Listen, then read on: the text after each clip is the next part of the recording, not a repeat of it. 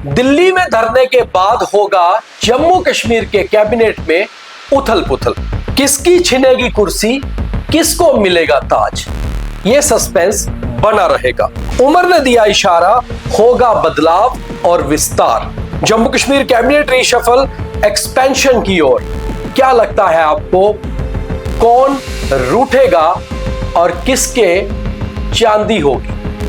आज के रीशफल में ये सब कुछ पूरा देखिए और शेयर कीजिए। आखिरकार लंबे समय से जिस बात पर कयास लगाई जा रही थी, उसका इशारा अब जम्मू कश्मीर के मुख्यमंत्री उमर अब्दुल्ला ने दे दिया है। उमर ने एक निजी चैनल को दिए इंटरव्यू में कह दिया है कि 21 जुलाई से पहले या ठीक बाद जम्मू कश्मीर में कैबिनेट एक्सपेंशन भी होगा और रीशफल भी होगा।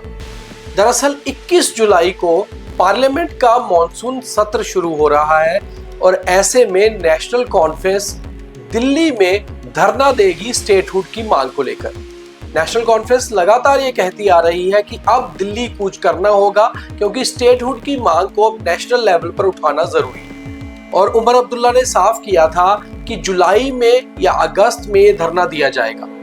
मगर डॉक्टर फारूक अब्दुल्ला की ओर से एक खबर आई और उन्होंने कहा कि पार्लियामेंट सेशन की शुरुआत में ही ये धरना होगा और पार्लियामेंट सेशन की शुरुआत 21 जुलाई से दिल्ली में हो रही है। और ऐसे में जंतर मंतर पर नेशनल कॉन्फ्रेंस के मुखिया doctor Farooq Abdullah, national conference सरकार के मुखिया उमर अब्दुल्ला, उनके सभी मंत्री और उनके सभी विधायक पहुंचेंगे।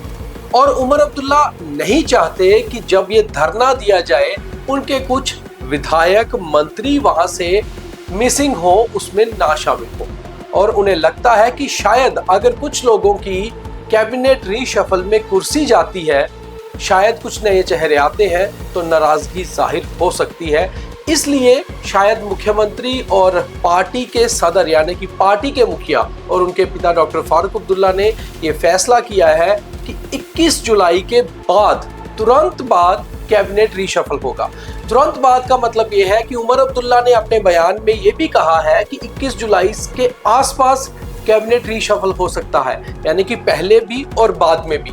मगर जो पार्टी में कुछ विधायक हैं वो ये कहते हैं कि पार्टी की तरफ से इशारा ये आ रहा है कि धरने के तुरंत बाद कैबिनेट रीशफल भी होगा और कैबिनेट एक्सपेंशन भी होगी, यानी कि जम्मू कश्मीर को कुल 6 मंत्रियों में 3 मंत्री और ऐड होकर जो टोटल एक फिगर है जम्मू कश्मीर में मिनिस्टर्स की 9, वो हो जाएगी। तो नेशनल कॉन्फ्रेंस 3 नए मंत्री बनाने जा रहा है।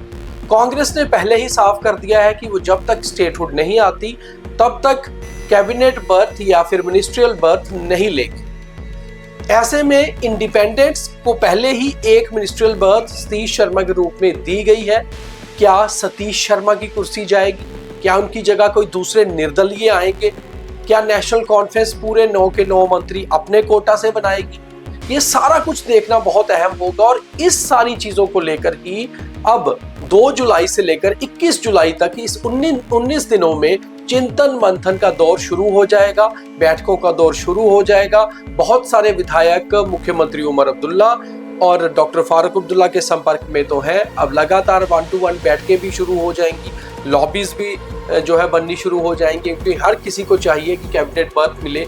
चाहे ये कहा जा रहा है कि उमर अब्दुल्ला की ये सरकार उतनी पावरफुल नहीं है क्योंकि जम्मू कश्मीर यूटी है, मगर फिर भी एक कैबिनेट स्तर का मंत्री कैबिनेट स्तर का मंत्री ही होता है। और खास तौर पे जम्मू कश्मीर यूटी में 9 के 9 ministers including chief minister cabinet rank के ही होंगे, इसमें MOS की भी गुंजाइश नहीं है। ऐसे में अगर 8 मंत्री बनाए जाते हैं और इस बार उप मुख्यमंत्री रहेंगे कैबिनेट एक्सपेंशन या रीशफल के बाद ये पोजीशन रखी जाएगी या नहीं रखी जाएगी, इसके ऊपर भी पार्टी के अंदर के कुछ नेता ये कह रहे हैं कि ये प्रेरोगेटिव भी चीफ मिनिस्टर का और पार्टी के प्रेसिडेंट का है।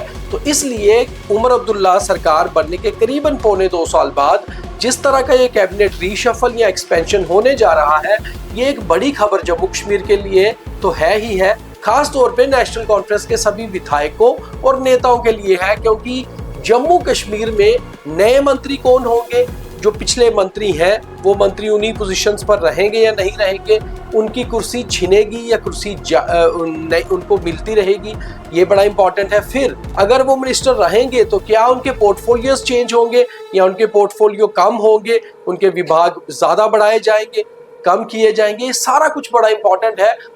इन सारी चीजों को लेकर फिलहाल पार्टी ने अपने पत्ते नहीं खोले हैं, मगर एक डेट दे दी है कि 21 जुलाई के आसपास जम्मू कश्मीर में कैबिनेट रीशफल होगा और साथ ही साथ कैबिनेट एक्सपेंड भी किया जाएगा।